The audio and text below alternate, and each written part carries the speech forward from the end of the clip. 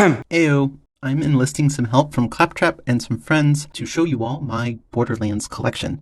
I've been a pretty avid fan of the franchise since probably around 2010, 2011. Along the way, I've accumulated a few games, some books, and some collectibles. Also, while being a pretty decent fan, I do have some mixed feelings around the franchise in general. So let's take a quick look through my collection and then end with the grand finale of unboxing the collector's editions for Borderlands 2 and 3. So while prepping this video, I realized that this is probably my most repurchased and replayed franchise due to the multiple re-releases of Borderlands 1 and 2. The franchises of Halo and BioShock do come close with their re-release collections, but Borderlands definitely takes the cake with the multiple re-releases. And the honest truth is if they re-released, should I say re-released, Borderlands 2 again with a new set of achievements, I would probably buy it again. So, I was lucky enough to experience the franchise in order of release. I got the Borderlands Game of the Year edition sometime after its release, but before Borderlands 2 came out. I'm guessing it's around 2011. I enjoyed the tone, style, and lack of seriousness in the game. The main story and the driving mechanics in the game weren't great, but it was my introduction to loot-based gaming, and it was really just simply a blast to play with friends and individually. Borderlands 2 was an entirely different story. I greatly enjoyed the development of the story and the twists along the way. Any gameplay that I previously enjoyed or even disliked was improved upon in every way. Another big plus for the game is that my natural play style of shoot first and ask questions later fits the Gunzerker class perfectly. So good old Salvador is my go-to no matter what. I purchased the collector's edition at release for PS3 again. I even got this poster at the GameStop midnight release event. Those were super fun back in the day. I do miss that camaraderie around game releases. But since then, I've transitioned to primarily being a Xbox gamer. So going to the Xbox 360, that was just yet another opportunity for me to repurchase and replay this beloved game. I bought the pre-sequel, brand new at release, with that love of Borderlands 2 still fresh on my mind, but I actually never got past the first boss of the game. I remember not liking the low-gravity gameplay and mechanics, and really none of the characters interested me. So perhaps this game does deserve a revisit, but I also remember really feeling some character fatigue setting in pretty early with that return of the main villain from Borderlands 2, Handsome Jack. So maybe not. I was already a fan of the Telltale games before Tales of the Borderlands was released. The Telltale games were always easy to complete, /100%, and were genuinely fun with high-impact stories and low-impact gameplay. You know, as much as I really like Borderlands 2, my gut reaction is to say Tales from the Borderlands is my favorite Borderlands game. That might not be fair since it's pretty much just a movie with quick-time events, but the characters and the stories that they introduced made the franchise feel fun and fresh. I don't remember another story in the franchise that engaged, entertained, and even shocked me at times as much as this game did. I would definitely recommend this one to anyone. So next is the Handsome Jack collection, which is yet just another excuse to replay Borderlands 2 on Xbox One. I deeply regret not getting the collector's edition, which include a remote-controlled Claptrap.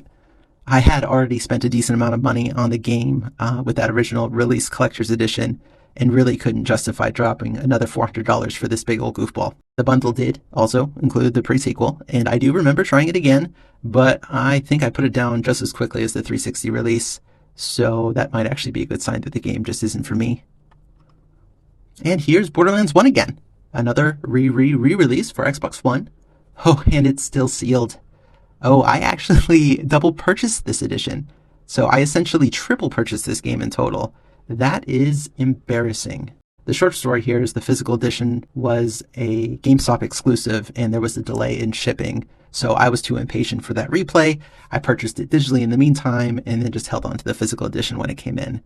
With all that being said, it was a little dated and was lacking some substance, but the main story and the DLC were still really fun to replay.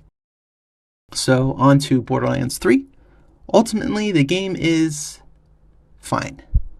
I finished it, which has to mean something.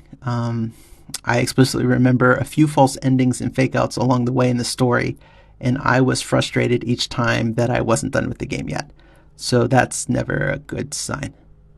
Playing through the game, it felt like they really wanted to change everything while still desperately grasping on to what they perceived was the success of Borderlands 2, so it really was just an awkward and not very fun experience.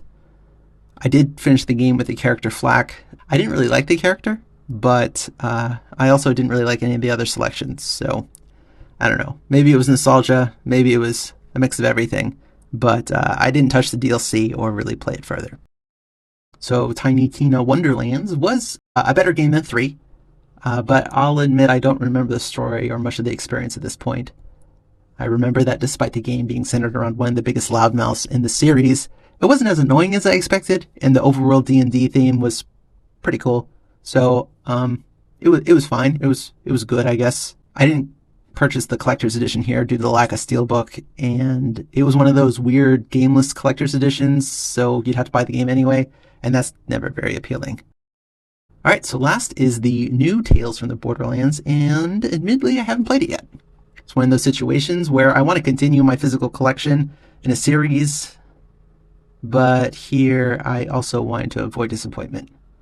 As I mentioned, I just have such high regards for this original game, and such negative feelings around Borderlands 3, so it kind of felt like disappointment was inevitable.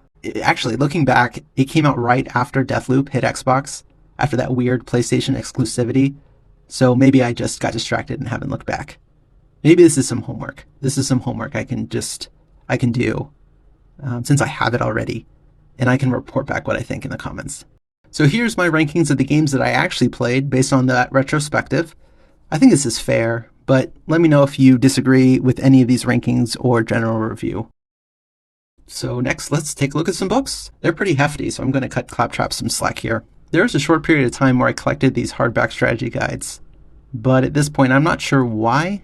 They do look pretty nice, and they do serve as some kind of art book, so I guess that's cool. Oh, better not let the gang see this and get some ideas. The Borderlands 2 guide shares the same style, but lacks the inner leaf art.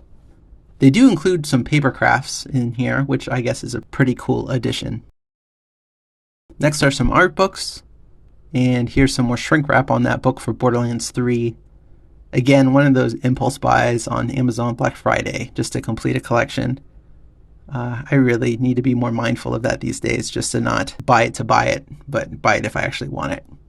Something to keep in mind, I guess. Next are some screen prints that I purchased directly from Gearbox, the Gearbox online store, around 2012. These are really, really cool. I'm glad I have these for sure. And lastly is some miscellaneous stuff from Lootcrate, plus the official Borderlands card game. Well, on to the main event. A couple things to note before I leave you to it. I definitely like the Borderlands 2 Collector's Edition more than 3 as well. I just found the stuff that was included a lot more neat and useful, but again, that might be just that brutal nostalgia that I seem to stumble into from talking about this earlier. Also just wanted to mention, if anything is sealed at this point, I'm going to just keep it sealed for, collector's sake. Alright, well, I'm going to leave you to enjoy the rest of the show. Please let me know if you agree, disagree with any of my assessments or rankings, or if you have any questions, comments, recommendations on anything Borderlands related. Thanks so much for watching, and enjoy! Hey-o!